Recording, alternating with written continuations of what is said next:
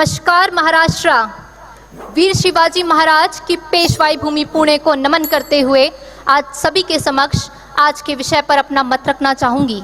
लोकतंत्र का महाउत्सव है चुनाव, राष्ट्र की नई दिशा और दशा तय करता है चुनाव। हर मत का अपना भाव है क्योंकि सियासत की तख्ता पलट करता चुनाव है। राजनीति से छानकर राष्ट्र नीति बनाता है चुनाव। फिर क्यों है हर सदन के चुनाव में अलगाव? क्यों ना मजबूत शासन के लिए लाया जाए एक बदलाव? जब अखंड है भारत तो क्यों ना हो एक राष्ट्र एक चुनाव। एक देश, एक स्वाभिमान, एक ताकत, एक भारत। वही एक लोकतांत्रिक क्षेत्र, एक मतदाता, एक मतदान केंद्र, एक सुरक्षा बल, एक प्रशासन, तो क्यों ना हो एक राष्ट्र एक चुनाव। पहले हमारे देश में 1952 से लेकर 1967 तक एक चुनाव की प्रक्रिया होती थी, लेकिन उसके बाद के सिलसिला टूटा और चुनावों में विभाजन हुआ। लेकिन एक बार पुनः नीति आयोग ने चुनाव आयोग को एक राष्ट्र एक चुनाव का सुझाव दिया है।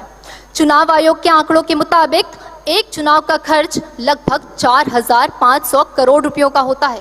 अगर हमारे देश में पुनः एक चुनाव होने लगे तो एक मोटी रकम की बचत के साथ साथ महत्वपूर्ण संसाधन जैसे यातायात के संसाधन एवं समय की बचत भी होगी, क्योंकि बार बार चुनाव होने से विकास में जैसे जंग लग जाता है, पॉलिसी पैरालिसिस हो जाती है और महत्वपूर्ण पॉलिसी तो बस कहीं कागज में दबकर ही रह जाती है।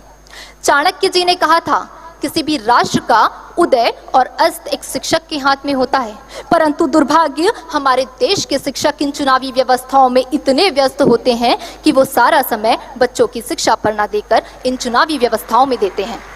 Involvement of teachers in non teaching activities and its effect on education नामक रिपोर्ट के मुताबिक सरकारी स्कूलों के शिक्षक अपने पूरे कामकाजी घंटे का केवल 19.1% ही बच्चों की शिक्षा पर देते हैं।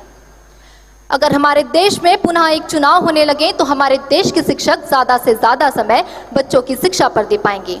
एक राष्ट्र एक चुनाव के कई फायदे हैं तो कई बाधाएं भी। हमारे राज्यों की भौगोलिक, सांस्कृतिक एवं संवैधानिक प्रावधानों के कारण एक राष्ट्र एक चुनाव में बाधाएं भी हैं। जरूरत है राजनीतिक सहमति की, जरूरत है कि सत्ता पक्ष और विपक्ष इस विषय पर चिंता तो करें, लेकिन साथ ही सकारात्मक चिंतन भी करें। राजनीतिक दलों से आह्वान करना चाहूंगी कि देश के विकास के लिए मजबूत कदम उठाएं, लेकिन उन कदमों को इतना मजबूत भी ना बनाएं कि वो कभी उठ ही ना पाएं। देश की जनता से आह्वान करना चाहूंगी कि केवल धर्म, जाति, भाषा पर बटकर ना रह जाए इंसान, केवल वोटर लिस्ट तक सीमित ना रह जाए उसकी पहचान। चलो मिलकर एक नया कदम उठाते हैं और एक बार पुनः एक राष्ट्र एक चुनाव पर सकारात्मक मुहर लगाते हैं, सकारात्मक मुहर लगाते हैं। जय हिंद, जय भारत।